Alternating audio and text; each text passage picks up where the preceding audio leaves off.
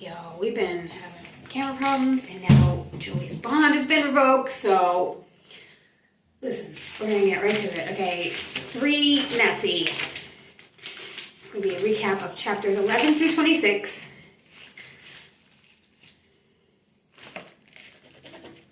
Jesus Christ showed himself to the people of Nephi as they were gathered together in the land bountiful and ministered to them.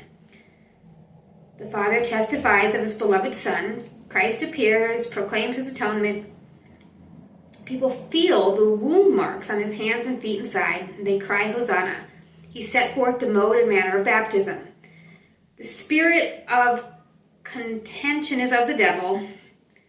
Christ's doctrine is that men should be baptized, they should believe and be baptized and receive the Holy Ghost. Jesus calls and commissions the 12. He delivers to the Nephites a discourse similar to the Sermon on the Mount. He speaks the Beatitudes, and his teachings transcend and take precedence over the law of Moses.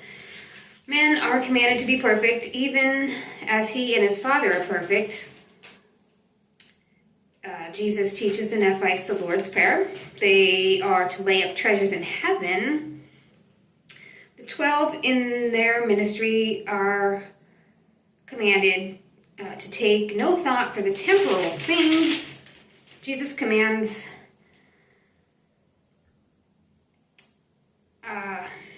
judge not, ask of God, beware of false prophets.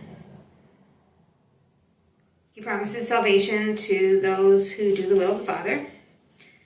Jesus announces that the law of Moses is fulfilled in him.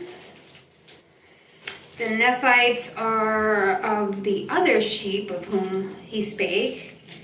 Because of the iniquity of the Lord's people in Jerusalem, they don't know about these scattered sheep of Israel. Jesus will visit others of the lost tribe of Israel in the latter days. The gospel will go to the Gentiles and then to the house of Israel. The Lord's people shall see eye to eye when he brings again Xion. Jesus directs the people to ponder his words, pray for understanding. He heals the sick, prays using the language that can't be written. Angels minister to and fire encircles the little ones. Jesus institutes the sacrament, commands people to pray always in his name. Those who eat flesh and drink blood unworthily are damned. Disciples given power to confer the Holy Ghost. The 12 disciples minister unto the people and pray for the Holy Ghost. They are baptized and receive the Holy Ghost and the ministering of angels. Jesus prays using words that cannot be written. He attests to the exceedingly great faith of the Nephites. Jesus provides bread and wine miraculously. He administers the sacrament. The remnant of Jacob shall come to the knowledge of the Lord their God, and they shall inherit the Americas. Jesus is the prophet like unto Moses. The Nephites are the children of the prophets, and they are the other of the Lord's people, which shall be gathered together in Jerusalem at the second coming.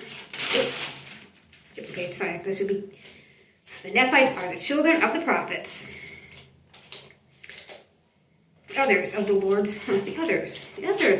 people, which shall be gathered to Jerusalem. Israel shall be gathered when the Book of the Mormon comes forth. Gentiles shall be established as a free people in America. They shall be saved if they believe and obey. Otherwise they shall be cut off and destroyed. Israel shall build the new Jerusalem, and the lost tribes shall return.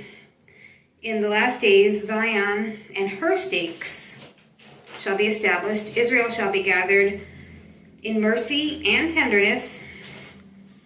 They shall triumph. Jesus approves the words of Isaiah commands the people to search the prophets. The words of Samuel the Lamanite concerning the resurrection are added to the records. The Lord's messenger shall prepare a way for the second coming. Christ shall sit in judgment. Israel is commanded to pay tithes and offerings, free will. A book of remembrance is kept. See also Malachi 3. At the second coming, the proud and the wicked shall be burned as stubble. Elijah shall return before that great and dreadful day. Compared to Malachi 4. Jesus expands all things from the beginning to the end. Babes and children utter marvelous things which cannot be written. Those in the church of Christ have all things in common.